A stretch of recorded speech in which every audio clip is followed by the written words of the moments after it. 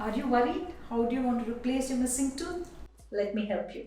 There are two techniques. One is the fixed bridge process. In this technique, we trim the adjacent two teeth and with that support, we place the bridge. In this technique, the adjacent two teeth are compromised and the longevity or success of this process depends upon the health of these two teeth. Also, the bone below the missing tooth is resorbed. Whereas in dental implants, we do not utilize the adjacent two teeth. What we do is screw in two titanium screws into the bone and they are dental implants, and over that the crowns are placed. In this technique, the bone below the missing tooth is also preserved and we do not compromise the adjacent teeth. If you ask me, dental implants are the best to replace your missing tooth.